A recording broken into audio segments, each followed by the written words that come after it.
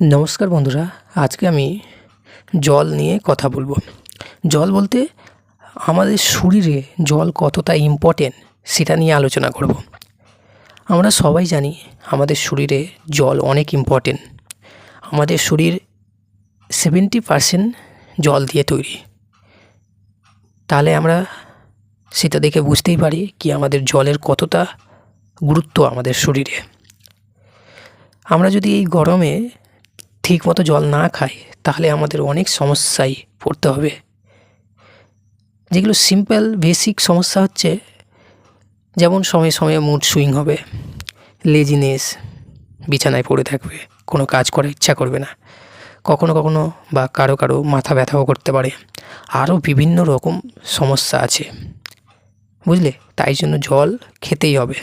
এই জল খাওয়ার নিয়ে 3টি কোশ্চিনের অ্যান্সার দেব এই ভিডিও দিয়ে। 1 নম্বর কোশ্চিন, অনেক কেউ জল খেতে ভুলে যায়। 2 নম্বর কোশ্চিন, কেউ বলে পিপাসা পায় না। 3 নম্বর কোশ্চিন, টয়লেটের সমস্যা, জল বেশি খেলে টয়লেটে যেতে হয়। এই 3টি কোশ্চিনের অ্যান্সার দেব। 1 নম্বর কোশ্চিন, অনেকেই বলে ভুলে যাই জল খেতে ভুলে যাই। এর অ্যান্সার হচ্ছে, সবসময় পাশে একটা জলের বোতল রাখবে, যেন চোখের সামনে থাকে।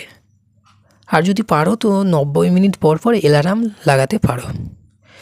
2 নম্বর কোশ্চিন হচ্ছে, কেউ বলে আবার পিপাসা পায় না। এর অ্যান্সার হচ্ছে, লেবু জল কম চিনি দিয়ে যদি জলটা রাখো তাহলে টেস্টটা বাড়বে জলের। টেস্ট যখন থাকবে জলের তখন খাওয়ারও ইচ্ছা করবে।